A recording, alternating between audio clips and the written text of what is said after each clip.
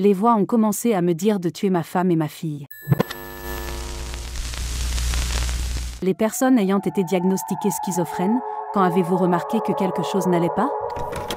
Je n'entends pas des voix, juste des bruits et des sons dans ma tête. Des sons comme le robinet qui coule, les fenêtres qui s'ouvrent, des pas, les portes qui se ferment. Il y a toujours le bruit d'une télé allumée. Je pense que le premier événement de ce type s'est produit lorsque j'avais 20 ans et que je vivais avec un coloc. Au milieu de la nuit, j'ai entendu une radio qui jouait de la musique très fort à l'extérieur. Ça faisait 1 heure ou 2 que ça durait et j'ai craqué. J'ai sauté du lit et j'ai traversé la maison pour sortir et leur demander de baisser le son. Il n'y avait pas de radio et quand j'ai ouvert la porte, tout était calme.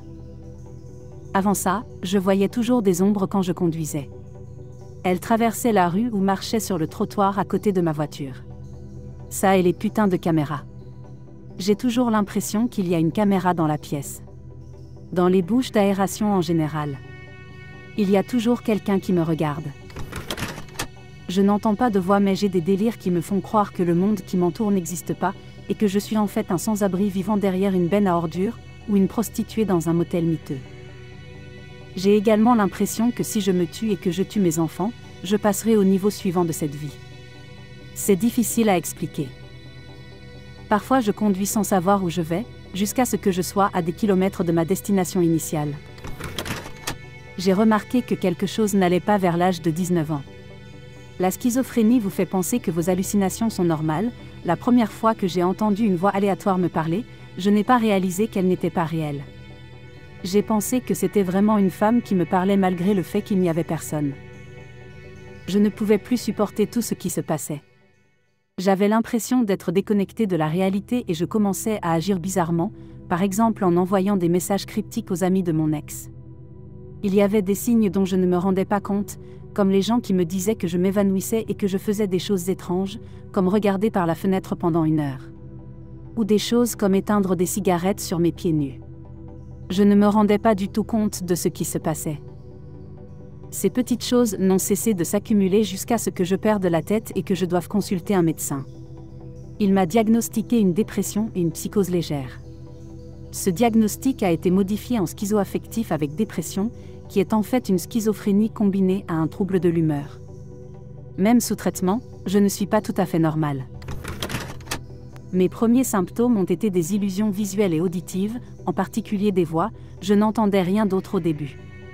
J'ai découvert qu'il se passait quelque chose lors d'une conversation avec mes amis.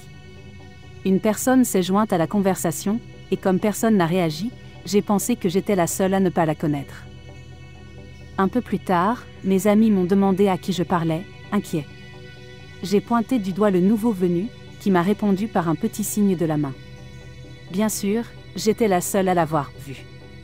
Ironiquement, à l'époque, je pensais que tout le monde était fou, sauf moi.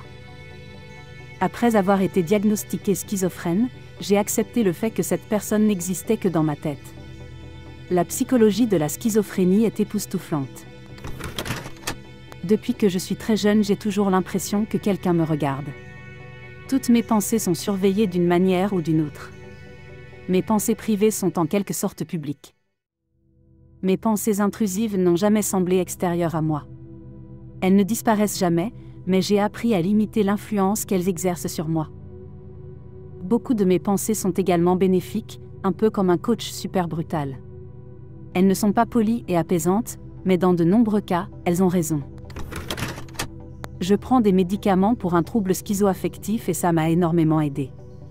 Avant d'être diagnostiquée, je passais la plupart de mes journées isolée chez moi à cause des hallucinations visuelles que j'avais. Certaines d'entre elles se situaient dans ma vision périphérique, j'avais l'habitude de voir des mains se balader sur les meubles, comme les canapés ou les lits. Ça me terrifiait. De plus, dès que je commençais à me détendre, surtout avant de me coucher, j'entendais des voix et des grognements forts et profonds. Une fois, une amie qui logeait chez moi n'a pas réagi et j'ai compris que quelque chose n'allait peut-être pas. Il a fallu 3 ans pour que je consulte un médecin.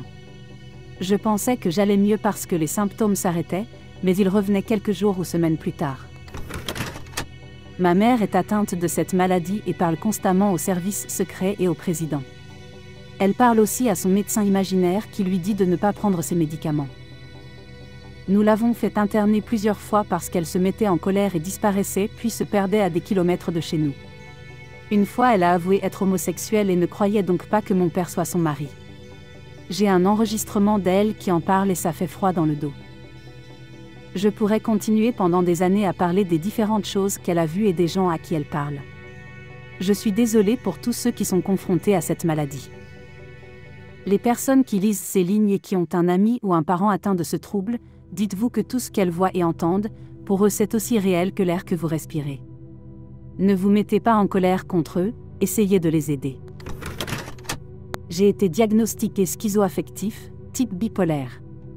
Cela signifie que les symptômes des deux troubles se manifestent. J'ai senti que quelque chose n'allait pas lorsque ma mémoire a commencé à décliner. Je commençais à marcher quelque part, à mi-chemin, j'oubliais comment j'étais arrivé là où je me trouvais, ou même pourquoi j'étais là. Je pensais que j'étais sorti d'un rêve. Puis j'ai commencé à accorder trop d'importance à des pensées et des idées ridicules. Normalement, les humains peuvent rejeter des idées stupides mais j'avais l'impression que tout le monde me voulait du mal, tout le temps. Au début quand j'ai commencé à voir des choses qui ne devraient pas être là, je mettais ça sur le compte de mon imagination débordante. J'aurais dû demander de l'aide à ce moment-là. Je voyais des ombres qui s'élançaient sur moi, ou me suivaient constamment. Je voyais souvent des insectes sur ma peau. C'est à ce moment que j'ai décidé de consulter. Les médicaments ont été d'une aide précieuse et aujourd'hui, je m'en sors très bien. Je suis diagnostiquée schizoaffective. J'ai commencé par un diagnostic de bipolarité lorsque j'étais adolescente, je savais donc que je n'étais pas tout à fait dans mon assiette au départ. J'ai arrêté mes médicaments pendant quelques années et j'ai eu des symptômes assez légers. J'allais à l'école et je me débrouillais bien. En première année d'université, j'ai commencé à souffrir de paranoïa. Au début, c'était assez léger, je pense que j'ai toujours été un peu paranoïaque. Elle s'est progressivement aggravée en l'espace de quelques mois, au point que je pensais constamment que j'étais suivie ou sur le point d'être attaquée physiquement. Puis j'ai commencé à voir des choses. De petites choses au début. Des insectes qui rampaient sur le mur ou qui volaient devant moi. Je pensais voir des gens, puis je me concentrais sur eux et il n'y avait rien. J'ai commencé à m'en apercevoir et je n'y ai pas beaucoup réfléchi au début.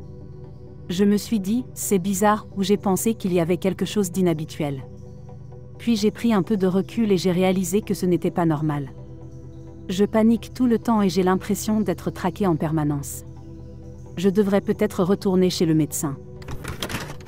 J'étais à la fac, le stress et l'anxiété ont déclenché les symptômes.